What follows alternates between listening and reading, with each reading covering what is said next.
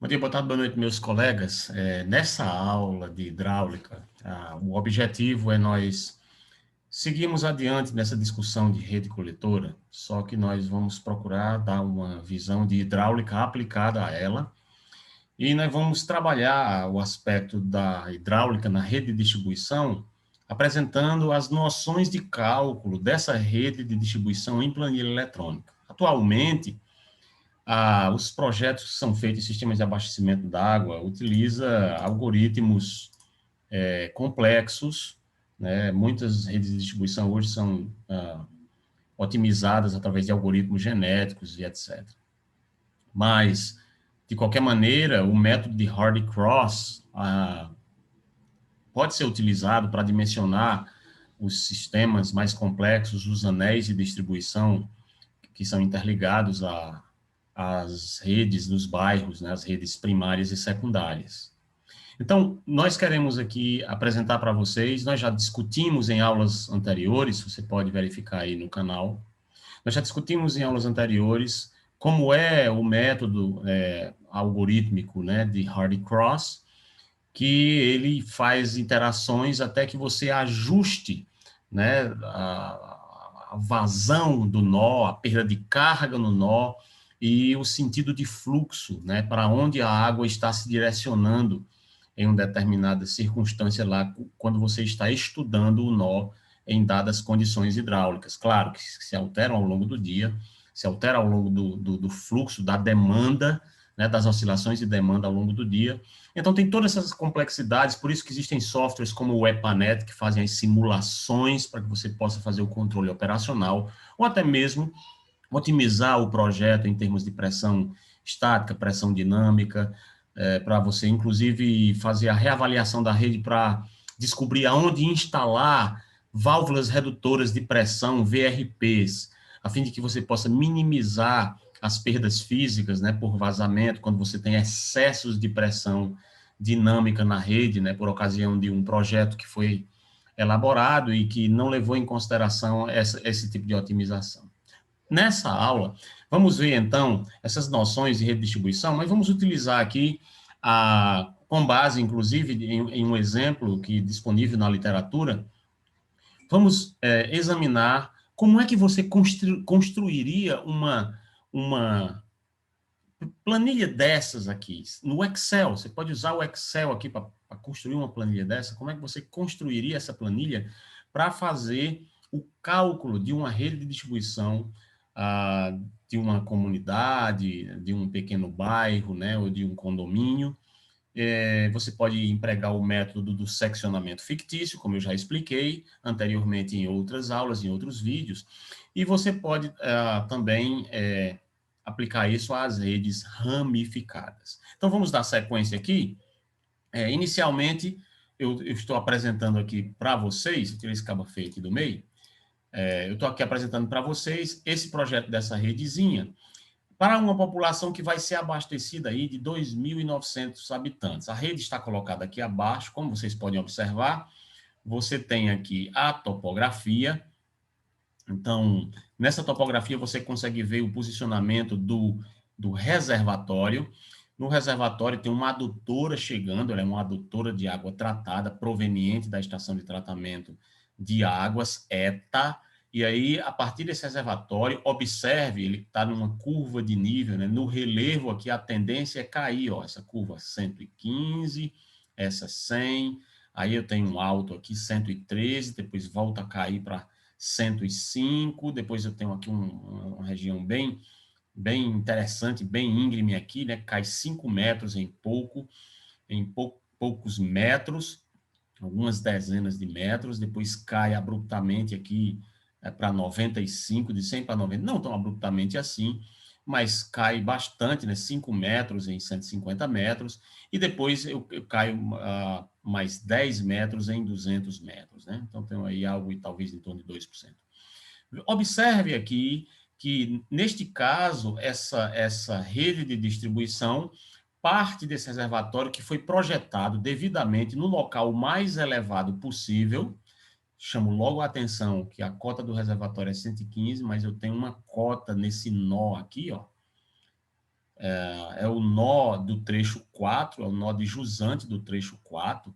Você observa aqui que ele tem uma cota de 113, então não tem uma distância tão grande assim em termos de desnível geométrico. Lembra do Z1, do Z2? Lembra do que nós explicamos nas outras aulas. Então, aí você tem aqui essa rede, aqui está o levantamento plano e altimétrico, tem o caminhamento aqui daquele coletor, daquela rede de distribuição tronco, daquela rede de distribuição central. E aqui eu tenho alguns ramais de distribuição, né? O 4.1, o 3.1 e o 3.2. Observe, eu tenho 400 metros aqui. E observe também a numeração, normalmente colocado, né? Partindo aqui do trecho mais distante do reservatório, então o número 1, o tronco, observe, o tronco é esse, ó. O tronco é esse, então eu numero trecho 1, daqui para cá, trecho 2, daqui para cá, trecho 3, daqui para cá, trecho 4, daqui para cá, e trecho 5, daqui para cá. Só uma observação neste nosso exemplo aqui, é que esse trecho 5 aqui não vai ter vazão de distribuição em marcha. O que é isso? Significa que você não vai ter ligações prediais aqui de residências consumindo a água que sai do reservatório nesses primeiros 400 metros. Ele é só um anel de interligação aqui, tronco principal nesta rede, e é uma rede do tipo ramificada. Você não tem aqui um anel fechando, ok?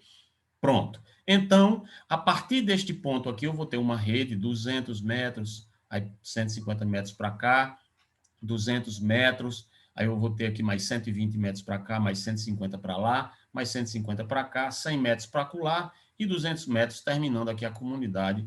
E ao longo desse caminhamento eu tenho tantas casas quantos somados sejam 2.900 habitantes.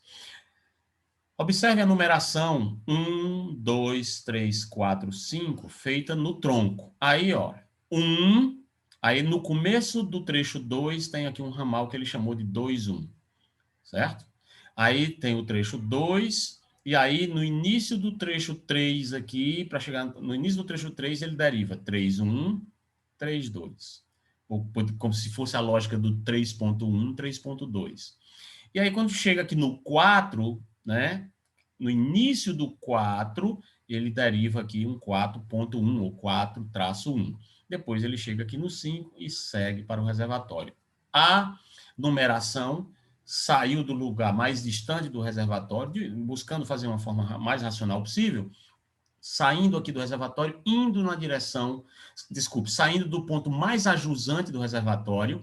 Veja que o fluxo aqui sai do reservatório, chega na adutora, enche o reservatório e desce cabeça abaixo, como diz o Matuto, desce cabeça abaixo aqui, indo na direção, abastecendo as pontas, né? Abastecendo o tronco e do tronco, indo na direção das pontas. De maneira que a conveniência aqui é que o tempo todo o fluxo da vazão vai ser no sentido do ponto mais alto para o ponto mais baixo o tempo todo. Bom, isto posto aqui para vocês, a gente já conhece a concepção da rede, já conhece como é que vai ser a distribuição, e eu quero mostrar para você como é que você pega essa rede aqui que está em planta, temos aqui as curvas de nível, temos o caminhamento das redes tronco e das redes, no caso aqui, as redes que derivam desse tronco, né, são as redes primárias. Se tivesse outras redes derivando delas, seriam as redes secundárias.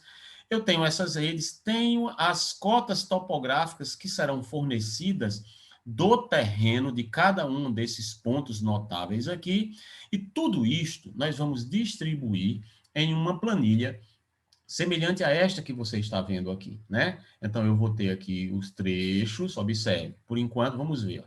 Basicamente, isso varia, às vezes, de software para software, varia de projetista para projetista, varia, às vezes, até de concessionária para concessionária, que manda uma planilha padrão para que os projetistas que vão submeter o projeto para ela possam fazer o projeto de acordo, elaborar a planilha de acordo com aquele padrão que ela recomenda. Então, tem todas essas variações. Você vai ver planilhas com propostas diferentes na internet, se você buscar aí, ou se você, de diferentes projetistas, de diferentes pessoas, até mesmo de diferentes professores da academia ensinando a mesma disciplina, ou você vai ver isso também nos livros. Em todo lugar você vai ver a variação dessa tabela. Então, não fique agoniado, mas essa tabela aqui que você está mostrando é diferente da que eu vi, não sei aonde, no livro tal. Não se agonie com isso, como diz o outro, né? O importante é você decidir por colocar racionalmente quais são os parâmetros que você julga que são mais importantes para a compreensão da sua concepção e para a análise técnica hidráulica adequada do seu projeto. Pronto, isso resolvido, temos aqui basicamente um trecho numerado de forma conveniente. Observe que ele parte do mais distante do reservatório até o ponto de chegada no reservatório, que é esse último trecho 5 aqui, que chega após 400 metros. A extensão de cada um dos trechos, então, rapidamente, trecho 1, 200 metros, aqui. Trecho 2, vamos pular os menores. Trecho 2, 150 metros, tá aqui. Trecho 3, 200 metros, está aqui. Trecho 4, 200 metros, está aqui. Trecho 5, 400 metros, está aqui. E aí os outros trechinhos estão aqui colocados na sequência onde eles aparecem, né? Você tem agora outra informação muito importante na planilha, que são as vazões que são levadas em consideração no cálculo, no dimensionamento hidráulico da rede. Primeiro é a vazão em litros por segundo aqui, na maioria dos casos, em litros por segundo, e essas vazões são consideradas as vazões que estão a jusante de cada trecho, e aqui eu preciso que você lembre daquilo que já falamos em aulas anteriores. Só colocar aqui, colocar a riscadinha aqui, lembrando, né? Então, eu tenho aqui um nó, tenho um trecho, tenho o outro nó, tem um trecho qualquer, né? E o fluxo, portanto, né? Neste sentido, vamos colocar no sentido do que está aqui no próprio, na nossa própria análise, né? O sentido está descendo do reservatório, né? Então, está correto mesmo, da forma como eu havia colocado originalmente, meu povo. Vamos lá. Então, vamos lá. Essa seta, deixa eu apagar isso aqui, rapaz. Que negócio bagunçado é esse, Júnior? Olha só. Então, vamos lá. Eu vou colocar essa... Muito bem, eu vou colocar aqui, o fluxo está indo nessa direção, né? Está descendo do reservatório para lá, e, portanto, eu tenho aqui jusante será na frente em relação ao fluxo, e montante será nas costas, atrás em relação ao fluxo. Eu sempre brinco dizendo, ó, montante que montou nas costas, então é atrás, em relação à referência do fluxo. Neste caso, em um trecho, eu tenho jusante e montante. Voltando aqui para as considerações, portanto, você entendendo esse conceito, você vai ter as vazões que estão a jusante no trecho. Por exemplo, observe o trecho 1. O trecho 1, ele parte desse nó e ele vai nessa direção aqui. Se ele vai nessa direção, partindo desse ponto aqui, e nós estamos avançando na direção do reservatório, observe que a jusante do trecho 1, o fluxo hidráulico sai do reservatório e vai, nesse sentido, na direção da ponta seca do trecho. Então, no trecho 1, eu tenho em 200 metros, a jusante, a vazão é quanto? A vazão é zero, porque é uma ponta seca. Eu não tenho nenhuma vazão nesse ponto aqui que siga adiante a jusante, que prossiga em fluxo, porque não existe mais rede. Observe que a vazão que está a montante do trecho 1, neste ponto aqui, é uma vazão de 1,49 litros por segundo. É a vazão necessária para abastecer, a partir desse ponto, em diante, o trecho por 200 metros. Você entendeu?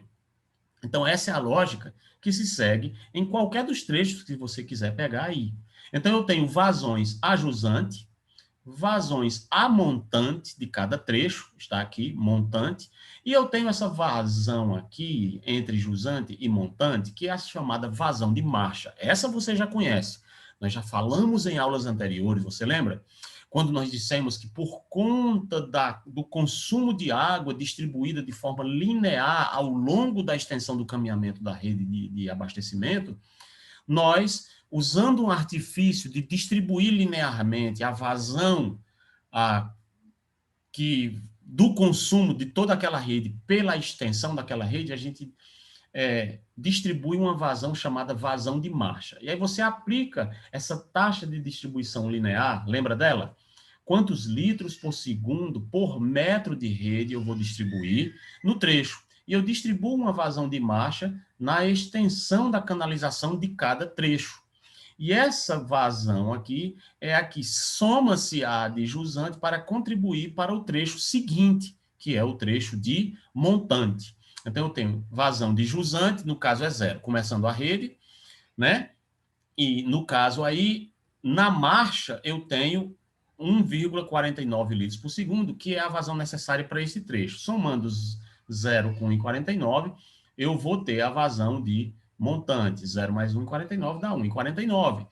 E aí eu vou ter uma última vazão, que nós chamamos de vazão fictícia, que é uma vazão que é calculada apenas para efeito de cálculo da perda de carga de cada trecho ΔH, perda de carga total, que é calculada com base na perda de carga unitária, aplicando aquela fórmula, por exemplo, de Hazen-Williams, que você conhece mais do que eu já. Então, você tem aqui as considerações sobre vazão e logo em seguida pode vir as considerações, as informações de diâmetro em milímetros. Normalmente os cálculos são feitos em metros, mas na planilha a gente apresenta em milímetros. E aí você faz só a conversãozinha para metros quando for aplicar nas fórmulas lá no Excel. O diâmetro aqui é colocado para cada trecho e a perda de carga unitária, quantos metros eu perco de carga da minha linha de carga, ao longo da extensão da canalização. Então, você vai ver o J calculado, por exemplo, pela fórmula de Hazen-Williams, como você queira pronunciar aí, veja como é o nome desse povo aí. E aí, você tem quantos metros para cada metro. Neste caso aqui, essa planilha aplicou uma fórmula de perda de carga, onde ele está usando aqui o cálculo em metros para cada 100 metros de canalização. Então, aqui ele preenche, isso aqui é calculado com base na fórmula de Hazen-Williams, por exemplo, que é bastante utilizado, né, para abastecimento de água. Com base no cálculo do J, multiplicando pela extensão do trecho, você vai ter o ΔH, ou seja, a perda de carga total daquele trecho. E você vai ter isso calculado para cada um dos trechos da rede. É a coluna 9. Aí, terminando esses cálculos hidráulicos aqui, você faz as compatibilizações, os aspectos topográficos da rede coletora em termos das cotas de terreno, tanto de montante quanto de jusante, onde está localizado cada nó em relação aos demais e em relação ao ponto mais elevado, que é o reservatório. E, além do mais, você vai ter as cotas piezométricas, lembra que essa é a cota de pressão, quando você desconta a perda de carga daquele trecho. Tem a linha de carga, lembra lá? Aí você tem a perda de carga daquele trecho, que cai a linha de carga por conta das perdas, por atrito, etc. Você já sabe mais do que eu. E aí, descontando a diferença entre a cota da carga, da linha de carga, do nível da água no reservatório, menos a perda de carga daquele ponto ali, você tem, em relação à cota do terreno, você tem a cota piezométrica de cada trecho. E aí você vai ter isso tanto para o nó de montante quanto para o nó de jusante de cada trecho considerado. A cota piezométrica do nó 3 aqui, né? Aí vai ter a cota de montante do trecho 3 e a cota de jusante do trecho 3. Uma observação. Lembre-se de que a cota, por exemplo, vamos pegar esses trechos aqui, o 3 e o 4. A cota de montante do trecho 3 é igual à cota de jusante do trecho 4. Concorda comigo? O fluxo não é para lá? Então, no trecho 4, montante é A, aqui, e jusante é esse ponto aqui. Esse ponto aqui de jusante do trecho 4 é a cota de montante do trecho 3. E a cota de jusante do trecho 3 é a cota de montante do trecho 2. E a cota de jusante do trecho 2 é a cota de montante do trecho 1. E a cota de jusante do trecho 1 é essa ponta seca, que é o término da nossa rede do tronco. Entenderam? Pois muito bem. Então, você tem cota do terreno montante jusante, cota piezométrica montante jusante e a carga de pressão em metros coluna d'água. Também no livro de hidráulica você bota metro de água aqui, né? Metro de H2O, mas nos livros normalmente você vê nos termos de referência das companhias MCA. O que é MCA? MCA não é nenhuma gravadora de disco nem nada. É metro coluna de água, né? Então você tem aí as cargas de pressão a montante e as cargas de pressão a jusante. Muito bem, então aqui já está apresentado para você a rede de distribuição organizada na forma de uma planilha de cálculo. É assim que nós fazemos o projeto de redes coletoras. E mesmo que você utilize um software, por exemplo, no nosso caso aqui, no Ceará, nós empregamos bastante a CAGES também, o software da UFC, do Departamento de Hidráulica da UFC, que é muito bom. Parabéns ao professor Marcos Aurélio e a todo o grupo, né, de pesquisadores ali que desenvolveram e ainda desenvolvem e aprimoram esse software. Então, um software como o do UFC, por exemplo, quando você faz todo, parametriza, que você lança a rede, que você manda calcular a rede, faz as análises, os ajustes e as decisões para ajustar, toma a decisão de qual será o fuste do reservatório para poder pressurizar a rede dentro dos mínimos e dos máximos das pressões admissíveis, conforme a norma, você tem a geração, no final das contas, em uma planilha semelhante a esta, que você exporta para o Excel, e você coloca no memorial descritivo do seu projeto, né? E aí, portanto, você segue adiante para análise e depois para licitação e construção. Pronto, colegas, será esse o nosso trabalho como engenheiros sanitaristas, como engenheiros ambientais e sanitaristas, para desenvolver o projeto de redes ramificadas empregando o Excel. Muito bem. Então, neste caso aqui, para este nosso exemplo que nós queremos apresentar, você tem aqui a cota do consumo per capita médio, nós vamos adotar 150 litros por habitante por dia. Vamos adotar os coeficientes de reforço, que você já conhece, no caso o K1 foi adotado aqui 1,25, e o K2, que é o coeficiente da hora de maior demanda, 1,5, né? Aqui, esse K1 aqui é do dia de maior consumo, e esse aqui da hora de maior consumo do dia também de maior demanda. E aí, você tem aqui o período de funcionamento desse sistema, considerado aqui como sendo 24 horas, e nós vamos empregar, neste exemplo, os materiais das tubulações aqui, é o aço galvanizado novo. Na maioria dos casos, é utilizado o PVC, né, especialmente em sistemas assim, para pequenas localidades. O fator de atrito aqui é o fator F igual a 0,026, aquele fator que você emprega lá para os cálculos, né, utilizando o diagrama, né, de Moody. Muito bem, então nós temos aqui a rede de distribuição e fazemos a observação, neste caso aqui, de que o trecho entre o reservatório e o ponto A, onde inicia a rede, não terá distribuição em marcha, que é esse trecho. Por que tem que ser informado isso? Porque quando você for calcular aquela taxa, né, da vazão distribuída pela extensão total da rede, você deve excluir esse trecho aqui, porque só tem casas com ligações prediais, com kit cavalete, hidrômetro, né, como eu já expliquei para vocês, as partes, as unidades do sistema da rede, você tem aqui nessas outras partes, né? Aqui não, aqui vai ser só o tronco conectando ao reservatório para a distribuição. Neste caso, nós vamos desprezar as perdas de carga localizadas, estamos apenas calculando a perda de carga linear aqui, o que é normalmente o que na prática, nos projetos de rede coletora, e nós não vamos levar também em consideração as cargas cinéticas, vamos considerar apenas o ΔH aí na perda de carga. Muito bem. E aí, a primeira coisa para se fazer aqui é verificar a vazão de distribuição para essa comunidade. Lembre-se que é uma comunidade de 2.900 habitantes. Então, vamos lá. Vamos calcular essa vazão máxima, a vazão de distribuição aqui, reforçada tanto para o dia de maior consumo, quanto para a hora de maior demanda no dia de maior consumo, 1,25 vezes 1,50, vezes a quantidade de pessoas que estão consumindo essa água a uma taxa de 150 litros para cada habitante desse que está consumindo. E aí você vai ter aqui 33.600 segundos em uma hora, vezes 24 horas, ou seja, 86.400 aqui embaixo, vai ter a vazão de distribuição diária. A vazão de distribuição diária nessa rede aqui é 9,44 litros por segundo. Dá para imaginar um balde de 10 litros aí, mais ou menos, fluindo por segundo. Isso é bom você ter essa dimensão na sua mente, na sua percepção como projetista, né? É um rolo d'água interessante, né? Para ser apenas uma pequena comunidade. Observe, essa água, esses 9,44 litros por segundo, vão ser distribuídos para uma comunidade ao longo de uma extensão de rede total de 1.270 metros, somando esses trechos aqui, os secundários, os primários aqui e o tronco, desprezando este trecho aqui de 400 que não tem ligação predial.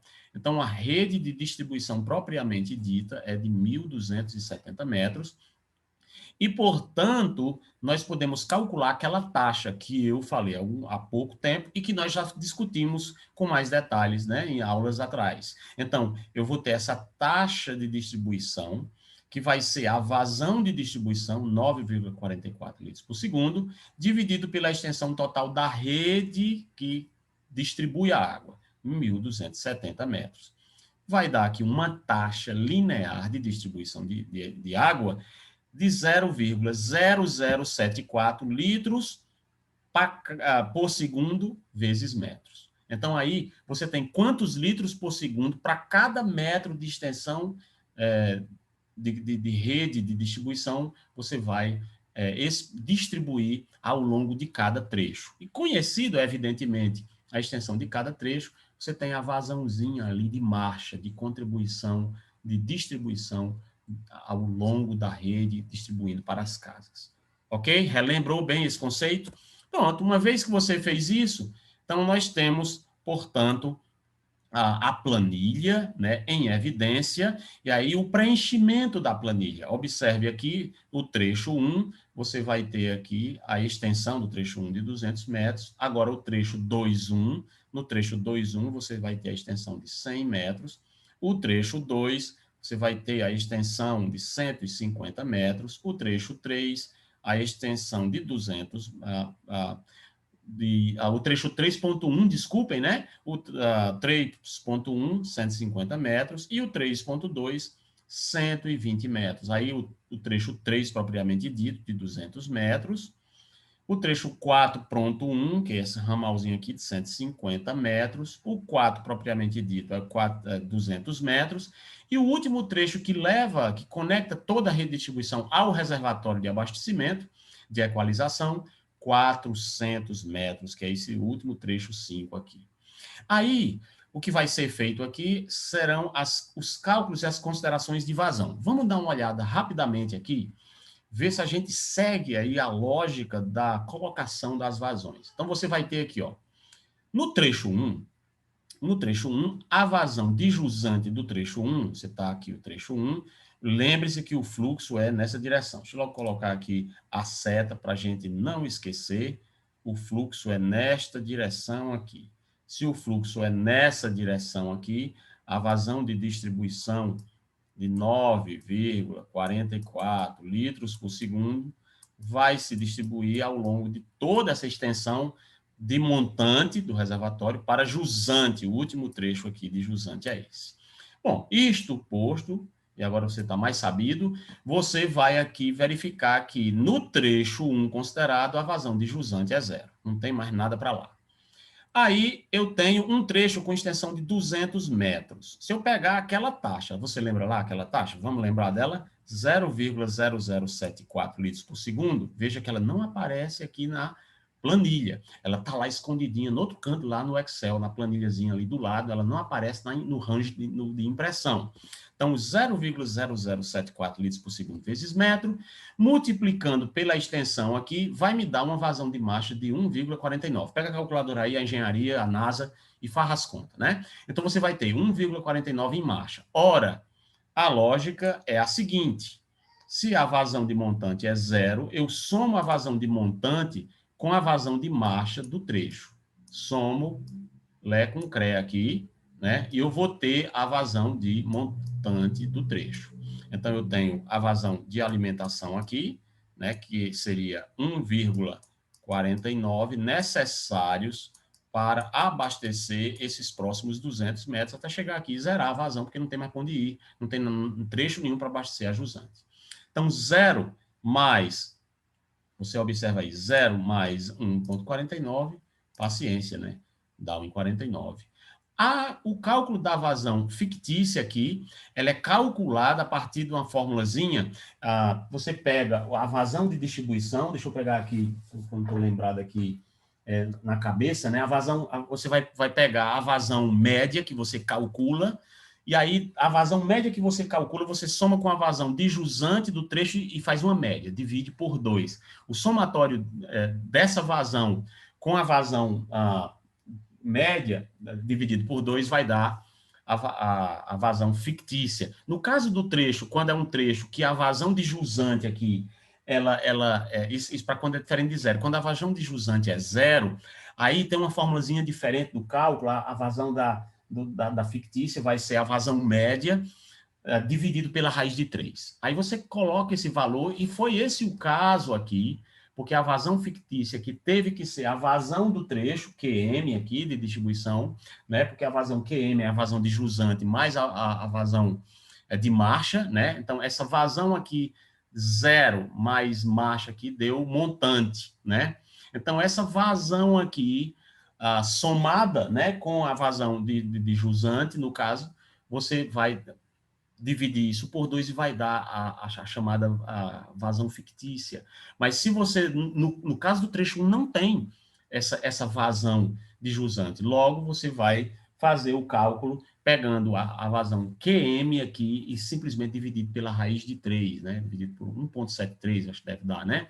Deu aí 0,86 litros por segundo. É com essa vazão aqui, é com essa vazão que você vai calcular a perda de carga, certo? Essa vazãozinha aqui, você vai pegar ela e vai calcular essa perda de carga J aqui, que neste caso daria 0,002 metros de queda da linha, da piezométrica, né?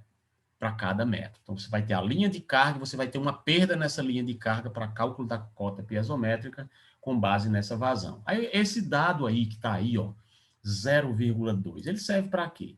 Esse 0,2 agora vai ser multiplicado, né? No caso aqui, você tem 0,2 metros de perda para cada 100 metros. Eu tenho 200 metros de extensão, portanto, né?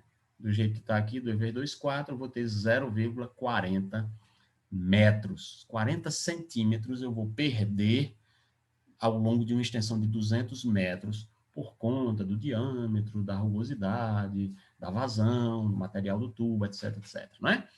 Então, eu vou estabelecer aqui o cálculo da perda de carga. E aí eu tenho as cotas. Olha, as cotas de terreno são as cotas de topografia. Então, você, quando for fazer o projeto, você vai receber do topógrafo o levantamento plano e altimétrico, do jeito semelhante ao que você está vendo aí embaixo, e você vai receber pode ter uma planilhazinha, uma cadernetazinha organizadinha, mostrando as cotas do terreno, tanto de montante quanto de jusante de cada trecho. E é você, projetista, quem diz, chega lá para o topógrafo e diz, menino, eu quero que você veja as cotas desses pontos aqui. Você quem diz onde é que quer que ele mostre cotas para você, nos chamados pontos notáveis, aqueles pontos que você entende que são pontos que você precisa, é fundamental que você tenha aquela informação para o cálculo.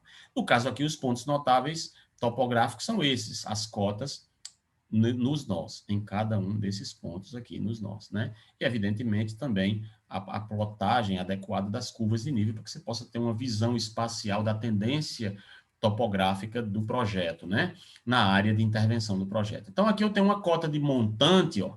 A cota do trecho 1 de montante, esse ponto aqui, vale 95 acima do nível do mar. Já a cota de jusante, ela está aqui embaixo, ó, ela vale 85. Observe que ela está exatamente passando em cima da curva de nível 85, e esse aqui está passando exatamente em cima da curva de nível 95. E assim é realidade para outros. Ó, esse aqui está em cima da curva 105, né? Esse aqui está em cima da curva 113, esse aqui está em cima da curva 100, né? E o reservatório está na cota 115. Isso é típico de exemplo de projeto de livro, né? Na vida real, você vai pegar cotas assim, 134,472, né? 128,489, né? Até 3 casas decimais. Então, de qualquer maneira, você entende que a cota de montante em relação ao trecho 1 é essa, e a cota de jusante, nesse caso aqui está mais baixo, é essa, né? E assim, temos as cotas montante e jusante de cada um dos pontos aqui ao longo dos 5 trechos numerados do nosso projeto, ok? E aí, na sequência, né, nós vamos, então, observar o seguinte: o nó de jusante de cada trecho é o nó de montante do trecho ou trechos subsequente, de maneira que a soma algébrica das vazões nesses nós deve ser nula. Então, veja, no caso aqui, eu botei só esse exemplo para você lembrar: o trecho 1, trecho 2, o trecho 1 aqui tem o montante no trecho 1, jusante no trecho 1, mas lembre que o jusante do trecho 1 já é o montante do trecho 2. O jusante do trecho 2 já é o montante de um trecho N aqui, que você vai seguindo a sequência, né? Então, isto posto aqui, a gente segue, no nosso caso especificamente, né? Se você fizer aqui, nós vamos fazer, vendo aqui o exemplo das contas, né? Aí, lembra, quando eu falei em aulas passadas, cuidado para você não arredondar agora, deixe 3, 4 casas decimais nos cálculos das vazões de marcha, porque depois esses somatórios de vazões devem se acumular na direção do reservatório, que é o que fecha a vazão de distribuição. Mas vai ter, eventualmente, um erro de arredondamento, mas é o que eu chamo de a prova dos 9, para você saber que você fechou a planilha e ela está correta em relação aos aspectos de distribuição das vazões de marcha em todos os trechos. Você vai perceber que quando você for partindo do ponto mais distante do reservatório, trecho 1, para o ponto que se aproxima do reservatório, você observa que as vazões de montante vão se acumulando, se acumulando, se acumulando, se acumulando, se acumulando, até chegar aqui à vazão no ponto de entrega do reservatório. No nosso caso aqui, deu 9,41 litros por segundo, que é o jusante do trecho 5, né? Saindo do reservatório, montante do trecho 5 é o reservatório, jusante do trecho 5. Bem aqui eu tenho 9,41 litros por segundo. Dá para perceber o quê? O que é que você percebe? Você percebe que eu tenho aqui exatamente, veja, arredondamento, a vazão de cálculo das 2.900 pessoas, 9,44 litros por segundo. Então, tem uma diferençazinha aí, cabelo de sapo, né, de 0,03 litros por segundo. Ninguém, o mundo não vai se acabar por causa de 0,03 litros por segundo, né? Nós estamos falando de quê, meu Deus, aí 30 ml, né, por segundo. Então, não é uma coisa para o mundo se acabar. Então, fechou aqui, é para você saber a prova dos nós. Se você vier montando esse negócio de vazão de marcha, tal, nos trechos, chegar aqui no final, tua vazão era 9,41 e deu 8,24, pronto. Você esqueceu alguma coisa, esqueceu de calcular alguma coisa, tá errado. Refaça as contas, veja onde foi que você errou. Né? Mas quando você vem e faz as contas, deu 9,42, 9,4352, 9,394, até 394, corre até o risco de ter um trechinho menor aí que você esqueceu. Né? É bom que fique mais ou menos na mesma ordem de grandeza, 9,44, 9,40, 9,41 e assim sucessivamente. Ok? Tá claro? Então vamos para frente. Aqui temos as apresentações, aqui eu vou passar rapidamente, que serve como referência, você mesmo pode olhar com calma depois, e quaisquer dúvidas você pode entrar em contato. Então, você tem aqui as colunas, ó, embaixo tem as colunas tudinho explicando, né? E agora vamos ver uma por uma, e depois a gente se detém aqui na parte dos cálculos das cotas, né? A parte de aspectos topográficos da rede. A coluna 1 aqui é o número do trecho. Tá bom? Então, os trechos da rede ou os nós vão ser numerados, e você usa um critério, normalmente se recomenda esse, que você parta do trecho mais afastado do reservatório, 1, 2, 3, 4, 5, o número maior chegando no reservatório, né? E aí usa um critério racional, e no caso aqui foi interessante de que, ó, trecho 1, entrando no 2, aí tem uma derivação no 2 aqui, então 2, 1. no 3, aí tem a derivação mesmo no início do 3, então é derivação 3,1, derivação 3,2, relativos ao trecho 3. Chegou no 4, tem a derivação no 4, então é trecho 4,1. E assim você usa um critério semelhante. Existem outros? Existem. Às vezes você faz a numeração da direita para a esquerda, de cima para baixo, numa rede maior, né? E assim você vai. Use um critério que seja, que mostre a coisas chegando no reservatório e acumulando no reservatório. Isso é mais ou menos uma lógica de acumulação, e que de fato é o que vai acabar acontecendo, né? Toda aquela vazão que vai ser demandada da rede, né, ela precisa ir na direção do reservatório no sentido de que ela deve acumular-se no reservatório para que, a partir dali, o reservatório, calculado um determinado volume que garanta o abastecimento em função das oscilações do hidrograma de abastecimento, então aí você vai conseguir abastecer todas as toda a população para determinadas horas de mais pico, de maior demanda de vazão. Então, aí o reservatório vai estar lá e, pelo menos, ele deve ser capaz de garantir essa vazão de 9,40 litros por segundo, né, a partir do seu volume, e mais principalmente um volume que é calculado em função de estudos que são feitos a respeito da necessidade de armazenamento ao longo do período do hidrograma, mas é principalmente a função mesmo da altura, para garantir pressão adequada para fazer fluir essa vazão demandada pela população. Então, aí, a coluna 2 é a extensão do trecho em metros medido na planta topográfica. Isso é bem claro. Aí, depois, na sequência, eu tenho a coluna 3, que é a vazão de jusante, né? Se na extremidade do ramal aqui, no caso ponta seca, então, como eu já disse para vocês, é zero. O trecho 1, por exemplo, é um exemplo. Aqui o trecho 2,1, a vazão seria zero aqui. Observe que no trecho 2,1 a vazão é zero, no trecho 3,1 a vazão é zero, no trecho 3,2 a vazão é zero, no 4,1 a vazão é zero. Por quê? Porque são exatamente as pontas de rede. Olha aqui, ó. Pontas de rede. Tudo que é ponta de rede, a vazão de jusante é zero, QJ é zero. Então, na extremidade de jusante, de um trecho T qualquer, o QJ, a vazão de jusante, vai ser o somatório dessas vazões aqui de alimentação aqui dos trechos abastecidos por aquele trecho, né? Então, no caso aqui, ó, quando você chegou nesse ponto, você ia ter a necessidade de abastecer o trecho 1, né? E o trecho 2,1. Então, nesse caso aqui, você vai ter a necessidade de abastecer a vazão 1,49 para essa região aqui, e, por exemplo, 0,74 litros por segundo para abastecer essa região aqui. Portanto, nesse ponto, eu deveria ter que vazão disponível chegando nele? O somatório de 1,49 mais 0,74, que é a necessidade de vazão de jusante saindo do nó para abastecer tanto o trecho 2,1, 0,74, como o trecho 1, 1,49. Somando esses dois aqui, ó, você vai ter 2,33, que é o valor de jusante do trecho 2. Aqui, ó, nesse ponto. Jusante aqui é o trecho 2, jusante do trecho 2. Eu tenho o somatório das vazões de montante 1,49 com 0,74. 1,49 com 0,74 dá 2,23, porque você está fazendo chegar essa vazão aqui para abastecer para lá e para lá. E assim você sai fazendo isso e vindo na direção do reservatório, trecho a trecho, acumulando as vazões até chegar lá.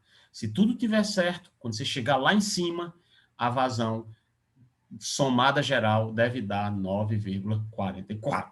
Desculpem, 9,44. Portanto, 9,41 deu lá por conta de arredondamento. Tome cuidado com esses arredondamentos, certo? E na coluna 4 tem a vazão de marcha. Então, a vazão de marcha é igual ao QL. O Qzinho minúsculo é aquela taxa, lembre, e o L é a extensão do trecho, né? Na qual, portanto, a vazão unitária vai ser multiplicada pela extensão do trecho, que nós chamamos a vazão de distribuição, portanto, em marcha. Quantos litros por segundo para cada metro de extensão. Isso já está claro. O valor de Q, portanto, é constante para todos os trechos de rede. Você só vai pegar esse valor e multiplicar pela extensão de cada trecho para você saber os valores de marcha. Isso aqui já está calculado automático, né? Então, você soma esse com esse, dá esse. Também é automático. Você só precisa lembrar que, quando você estiver fazendo as inter-relações com os outros trechos, os disjusantes, você vai precisar fazer o somatório dos trechos que precisam ser somados para poder compor a vazão de acumulação destes. Lembra que eu já falei isso em aulas anteriores, você pode rever. Qualquer dúvida, estou à disposição. Então, aí, você tem o valor constante multiplicado pelos trechos, né? E aí, portanto, isso fica...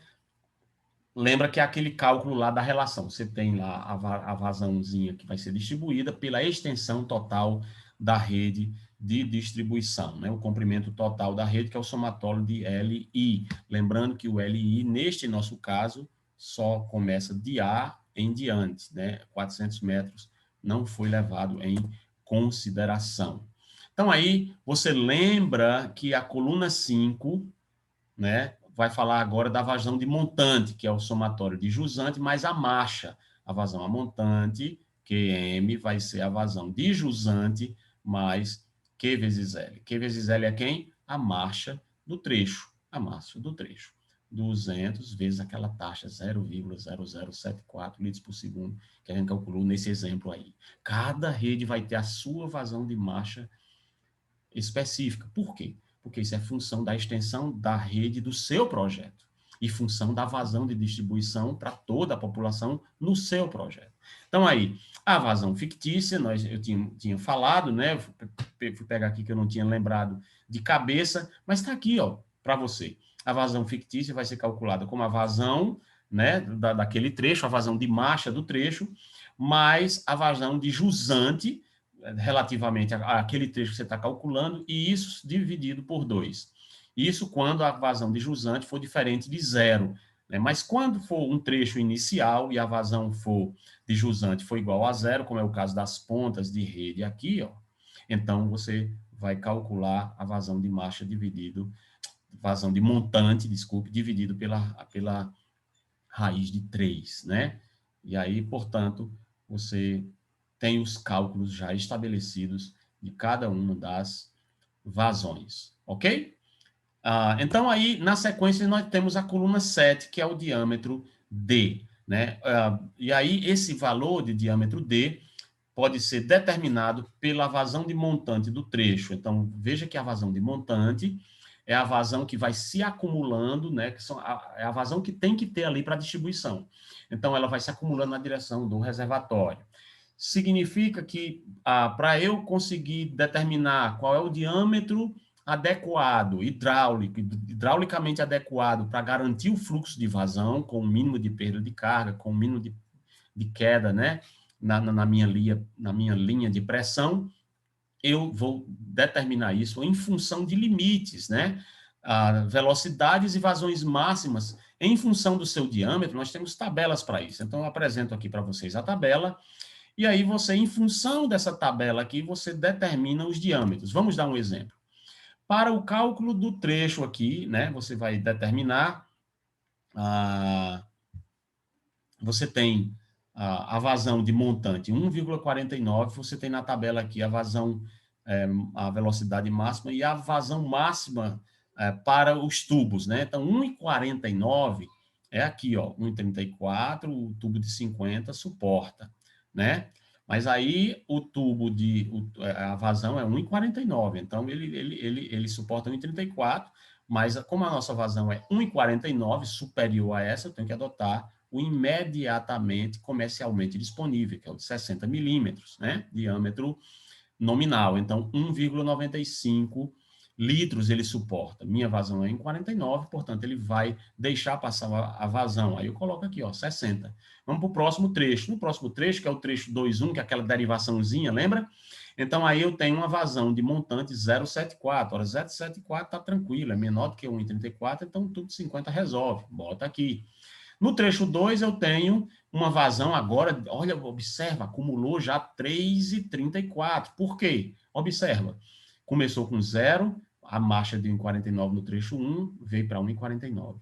Aí o trecho 2,1, aquela ponta de rede, era 0, mas teve um consumo de 0,74. Deu aqui. Quando chegou no trecho 2, é claro que acumulou 1,49 mais 0,74, deu 2,23. Mas aí no trecho 2 teve o consumo do trecho, de 1,11. 2,23 mais 1,11, 3,34. Para esse trecho aqui, deixar passar uma vazão de 3,34, o tubo de 60 já não resolve. E o tubo de 75 só deixa passar 3,14. Não dá. Então, eu tenho que usar o próximo, que deixa passar até 5,89 litros por segundo, que é, portanto, o tubo de 100 milímetros, e resolve aqui o problema do trecho 2.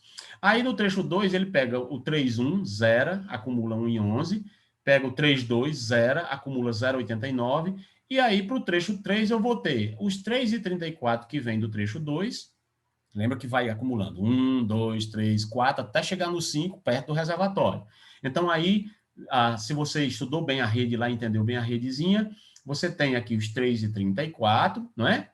Somado com 1,11, somado com 0,89, ficou 5,34 no trecho 3. E aí, no trecho 3, tem uma demanda de 1,48, soma com 5,34, já dá 6,82.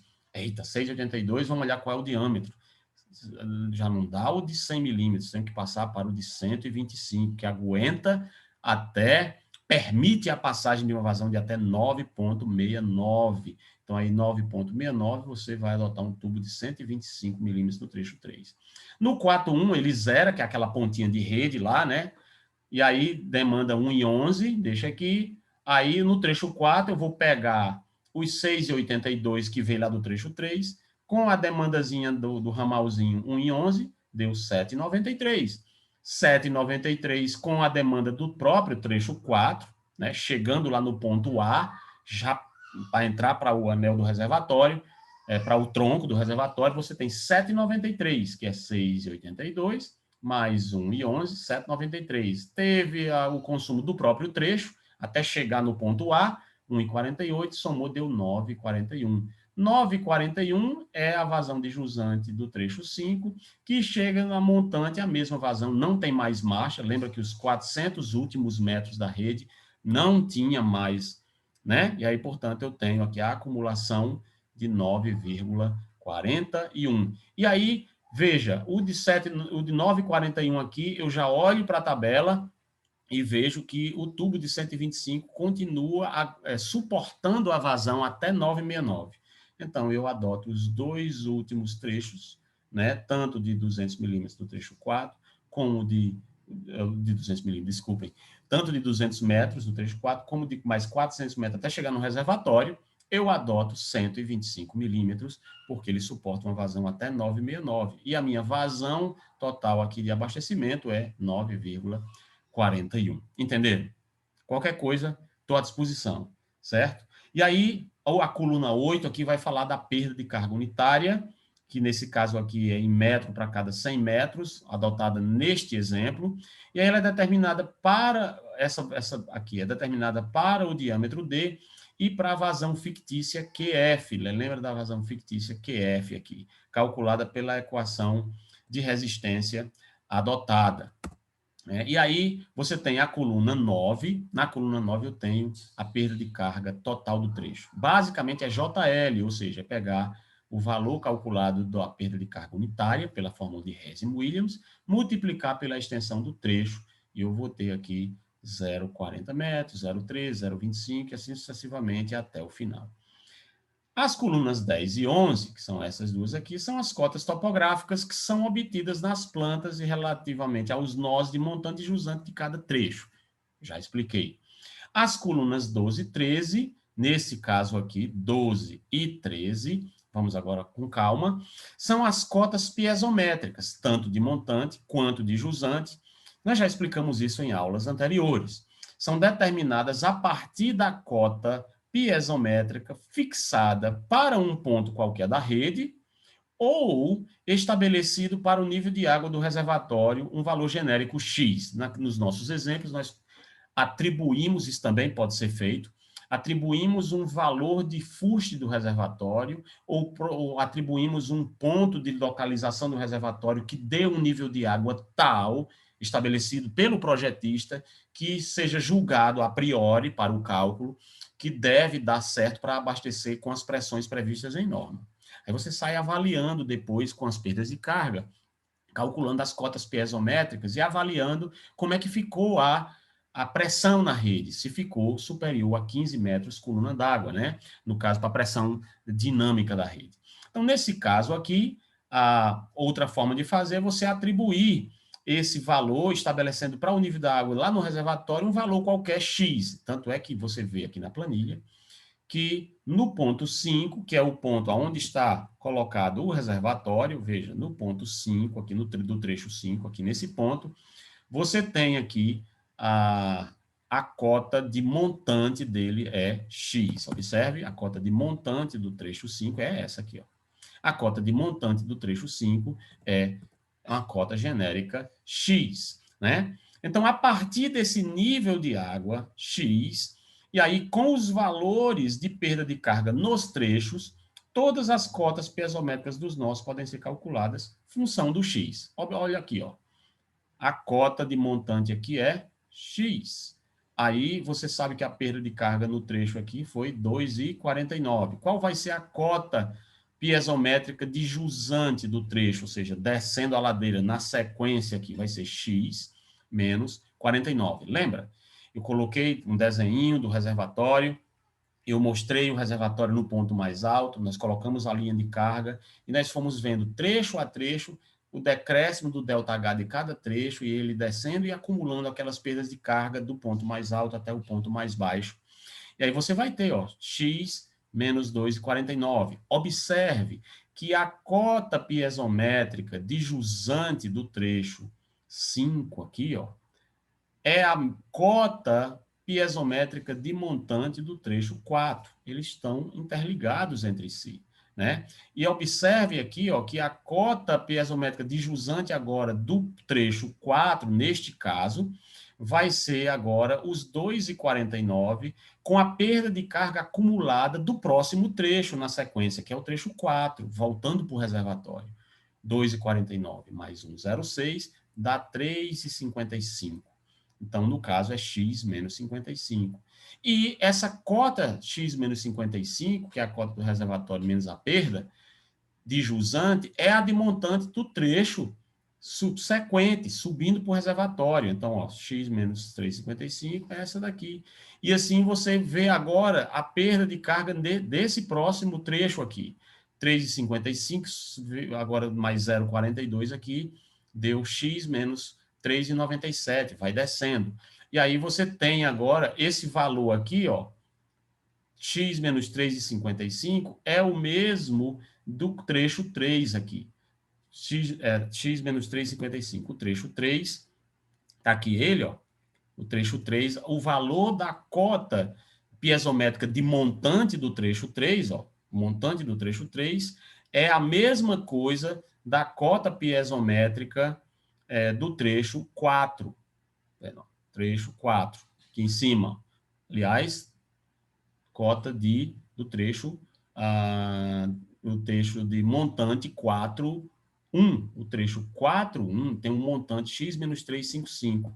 É exatamente, ó, x menos 355 do trecho 3, ó, é o montante do trecho 41, jusante do trecho 41, montante do trecho 41. O montante do trecho 41 aqui, ó, é exatamente também o relativo de montante do trecho 3, e assim sucessivamente. 3,55, 0,52, 407, 407, 407 igual, 407 mais 0,21, 4,28. Neste caso aqui, de novo, eu tenho uma derivaçãozinha, então aí essa mesma cota de montante é a mesma cota do outro trecho, que também é dessa daqui, ó. Observe que esses três têm a mesma cota, porque estão relacionados entre si, são aqueles subtrechozinhos do trecho 3 e que se tornam um montante do trecho 2, até que você tem o 407 do trecho 2, mais 0,25 dá 432, 432 é o do trecho 2,1, observe que o do trecho 2,1 também é o do trecho 1, portanto igual aqui, e o de jusante desse trecho é 432 mais a 0,13, dá 445, né? E aí eu vou ter aqui, no final das contas, o somatório, né, de 4,32 aqui, com mais os 0,40, que dá 472. Portanto, eu tenho aqui o estabelecimento da lógica de cálculo das cotas piezométricas, né, de cada um desses trechos. E aí, você vai ter, por fim, as cargas de pressão. Lembra que as cargas de pressão dizem respeito, uma vez que você estabeleceu a cota piezométrica, como é que fica isso no piezômetro? Lembra como eu disse? Imagine em condições perfeitas, se a gente estivesse no céu, não tivesse termodinâmica, não tivesse atrito, não tivesse nada dessas condições naturais que nós temos aqui no mundo dos 5 sentidos, né? Então, se eu abrisse aqui um furinho na rede de distribuição lá no ponto mais baixo, se não houvesse perda de carga, o esguicho subiria até o nível de carga lá em cima do nível de água do reservatório. Como isso não existe debaixo do Sol, nesse mundo imperfeito, termodinamicamente imperfeito, cheio de atritos, cheio de energias que se transformam, de entropia, de entalpia, então aí tudo isso acaba as energias se transformando e se diminuindo e atingindo um estado mais estabilizado possível e irreversível, né? Que no caso a entropia do universo está envelhecendo, e é isso mesmo, todo mundo está ficando velho, ó, que meus cabelos brancos, os seus aí você está pintando, né? E aí assim vai. Aí essa coisa da forma como funciona significa que, por conta das perdas de carga, se eu considerar o esguicho d'água saindo lá da rede, lá na cota, e aí a gente considera a cota do terreno para isso, em relação ao ponto de que chegou lá, quando eu descontei a perda de carga, que é a cota piezométrica, quando eu faço a cota piezométrica menos a cota lá do terreno, eu vou ter aí, tanto de montante como de jusante, qual seria efetivamente a pressão disponível. E aí eu tenho a pressão estática, e eu tenho a pressão dinâmica. Nesse caso aqui, eu estou avaliando a pressão estática, ou a dinâmica, que é aquela pressão que me interessa garantir quando a rede estiver fluindo, quando a vazão tiver, o registro do reservatório estiver aberto e as casas consumindo água, eu tenho que garantir, no mínimo, uma pressão admissível de 15 metros coluna d'água para garantir o abastecimento, especialmente para um edifício com pelo menos 3 metros de pavimento, né? Um pavimento de 3 metros de altura. 3 pavimentos aí, daria mais ou menos aí, vamos lá, 2,80 m, 3 metros, 9 metros de altura, mas precisa garantir que essa água chegue lá em cima, então vá lá, 15 metros coluna d'água aí, porque nós vamos ter também as perdas de carga também lá no edifício para distribuição. Bom, então aí você tem explicado de modo geral como é que seria a lógica, né, da planilha ao longo, para você fazer o seu preenchimento. Tá bom? Então, aí você tem as colunas 14 e 15, são as cargas de pressão que são disponíveis no nó, ou seja, cota piezométrica menos cota do terreno, em função também a gente deixa de X. E aí, para o ponto mais desfavorável, quer dizer, no nosso caso aqui, o ponto mais desfavorável é o ponto mais alto. O reservatório é o 115 lá, né? Mas aí tem um ponto mais alto aqui, que é 113. Eu tenho que garantir que nesse ponto eu consiga ter uma pressão de pelo menos 15 metros coluna d'água. Então, o que é que eu faço? Para esse ponto mais desfavorável, que seria esse aqui, ó, eu igualo esse ponto, no caso aqui, né, x menos 116,55, isso aqui é cota, x menos 116,55, eu vou igualar a 15 metros coluna d'água, que é a mínima carga de pressão dinâmica que eu posso admitir. E aí, com base nisso aí, eu avalio se o reservatório está na cota adequada ou se eu preciso aumentar a altura desse reservatório. Eu posso fazer isso através da alteração ou da proposição da altura de fuste do pilar do reservatório, ou seja, eu faço o projeto estrutural do reservatório, garantindo que ele fique elevado a uma altura tal que nas condições mais desfavoráveis de nível de água, eu ainda consiga garantir uma pressão dinâmica de 15 metros coluna d'água. Quando eu falo essas coisas, é preciso que você faça um esforço para visualizar isso. Né? O engenheiro não tem jeito, ele vai ter que, enquanto ele escuta algo, ele vai ter que estar criando rascunho, rabiscos na cabeça dele, tentando entender. Quando eu falar estas coisas, você tenta imaginar o nível do reservatório, a linha de carga. Para isso, você tem que ter estudado e compreendido esses conceitos atrás. Aí você vai formulando e vai entendendo, ou começando a entender as coisas. Surgem as dúvidas? No que eu puder ajudar, estou à disposição. Então, meus colegas, é assim que é a planilha de rede de distribuição. Olha só, mostrando aqui, por exemplo, né, O ponto mais desfavorável em termos de pressão, nesse nosso caso aqui, seria esse de jusante no trecho 4, certo? Porque ele está aqui, ó, bem alto, né? Ele é o ponto mais alto. Então, a carga de pressão distribuída nele vale X menos 116,55. Lembrando que X seria esse genérico do reservatório, né? E aí você tem esse valor de cota, x menos 116,55, você vai igualar a 15. E aí você vai garantir que esse reservatório tenha pelo menos uma cota tal que ele esteja com um fuste de 15 metros coluna d'água em relação a esse ponto mais desfavorável. X menos 116,55 igual a 15, você iguala.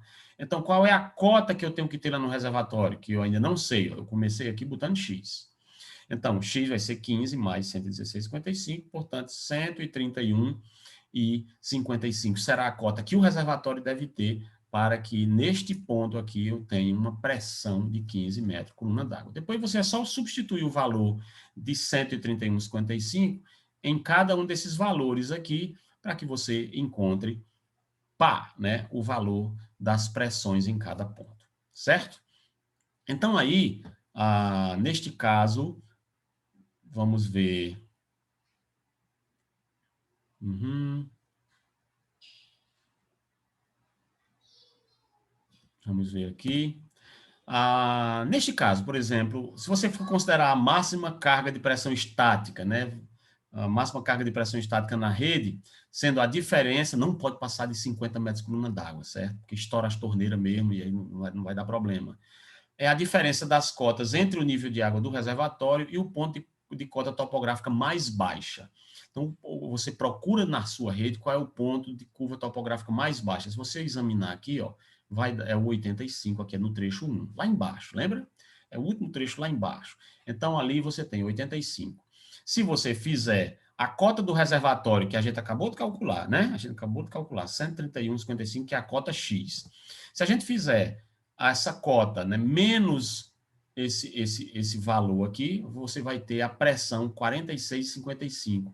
Quanto é que seria o esguicho ali, né, da pressão estática, ou seja, está tudo fechado os esguichos, a rede está pressurizada só com a pressão hidrostática do reservatório, certo? Então, você abriu ali um pitô, fazendo a medição de pitometria, né? Teoricamente, esse negócio é para subir ali 46 metros e 55 de altura o esguicho d'água, digamos assim. Na verdade, não é o esguicho d'água, porque eu tenho perdas na saída, né? Mas se você colocasse um piezômetro, ele subiria até esse valor, descontado já a perda de carga, né? Então, considerando aqui o ponto de máxima pressão dinâmica, né? Neste caso aqui, também é o nó de cota topográfica mais baixa, né? A jusante, neste caso aqui, 131,55, que é lá do reservatório, menos 89,79, 89,72, aí você vai ter, observe aqui, ó, 89,72, você vai ter 41,83, ou seja, do ponto de vista de pressão estática, rede parada, 50 metros por coluna d'água, e do ponto de vista de pressão dinâmica, 41,83. Então, no mínimo 10 metros por coluna d'água pressão estática, no mínimo 15 pressão dinâmica, e aí no máximo 50 metros por coluna d'água de pressão aí para a rede, né? E aí, para ir finalizando, né, eu acho que essa aula já está, você pode até dividir aí para assistir essa aula. Tem uma outra maneira de preencher a planilha nessa parte aqui de cota piezométrica e de pressão, que aí você pode fixar o ponto mais alto da rede, né, aquela carga. E aí, eu já trabalhei assim também em alguns projetos, né? Você já estabelece lá o fuste do reservatório. Normalmente a gente sempre colocava de 10 metros. Eu colocava lá na planilha lá, reservatório, fuste de 10 metros. Aí ele já somava na planilha a cota do terreno com os 10 metros do reservatório, já dava a cota lá do nível mais desfavorável do reservatório, no nível mínimo, né? E aí, colocando aí, fixando aí, né, a carga de pressão. Nesse caso aqui, ele fixava de 15, a gente colocava lá de 10, e aí avaliava se tudo dava certo em relação às pressões. Se não desse, a gente aumentava, né, o fuste, etc. Então, ou então a gente saía, de repente, alterando os diâmetros para tentar diminuir a perda de carga. Pode ser outra forma de fazer também. E aí a planilha já está toda prontinha, ela sai calculando automaticamente e você analisando. No software, é bem mais fácil porque ele já calcula tudo isso com base nos parâmetros e mostra os pontos desfavoráveis. Aí o projetista analisa e toma a decisão. Aumenta o fusto do reservatório, altera algum diâmetro, né, que pode, de repente, facilitar mais a maximização das pressões nos pontos críticos, onde a pressão saiu menor do que os 15 requeridos, né? Então, aí, estamos tratando da cota piezométrica. E aí você vai a partir de aí em diante, determinar as cotas piezométricas de todos os outros nós, subtraindo ou somando as perdas de carga em cada trecho. Mas aí onde está? Nesse caso, você vai ter que levar em consideração a seguinte regra, né? Conforme se ande no sentido ou não da vazão, você vai fazer isso, né? Ou você vai subtrair, ou você vai somar as perdas de carga se você está andando no sentido ou não da vazão. E aí depois você verifica que todos os outros nós vão ter a carga de pressão acima dos 15 metros por coluna d'água. Em geral, aqui, o ponto mais desfavorável da rede é o mais alto e o mais afastado do reservatório, por uma questão até de lógica. Só que, bom, eu, pelo menos, o meu costume, né, sempre foi o de usar esse método, né, esse método de você trabalhar do ponto mais distante do reservatório e você vem na direção do reservatório. E a vantagem de você assumir esse ponto de partida de cálculo lá das cotas piezométricas como nível genérico, você coloca um nível genérico no reservatório, aí você vai descendo na linha piezométrica, no sentido da vazão, a vantagem é que você vai sempre só subtraindo, desde a linha de carga e as perdas de carga. Menos, menos, menos, vai caindo as perdas de carga, né? E aí, à medida que as perdas de carga vão passando trecho a trecho, elas vão se acumulando, daí vai se subtraindo quando passa para o nó seguinte. Acaba sendo um pouco mais facilitada essa forma de cálculo, né? Lembre, quando se for calcular os diâmetros, você utiliza essas tabelas semelhantes a essa. Todos os livros de hidráulica têm tabelas semelhantes a essas, né? E aí, portanto, você vai avaliar a rede trecho a trecho, verificando o acúmulo das vazões, até você chegar no reservatório com a vazão de distribuição lá. Então, eu espero que esse conteúdo aqui tenha ajudado você, né, a entender, né, o básico, as noções básicas relativamente ao cálculo de rede de distribuição em planilha, utilizando planilhas de cálculo, né? No dia a dia, muito provavelmente, na maioria dos casos, você vai utilizar softwares computacionais onde você vai parametrizar e aí fazer a análise do cálculo que ele lhe dá com base nos parâmetros que você forneceu ao projetista. Por isso, tome muito cuidado quando for empregar software de cálculo, porque ele pode ser uma faca de dois legumes, viu? Cuidado, porque você pode parametrizar errado, achar que o resultado está certo, manda construir, e aí Deus permita que o analista lá, né, na companhia de saneamento, na Caixa Econômica, ou na FUNASA, ou no BNDES, ou na CAGES, onde você analise o projeto corretamente e detecte o erro que você cometeu antes que seja tarde demais, antes que sejam gastos milhões em uma rede que depois não vai ser abastecida porque está errado. Então, bom dia, boa tarde, boa noite, eu espero que esse conteúdo, então, ajude os colegas aí. Qualquer coisa eu tô à disposição, tá bom? Vamos parar aqui.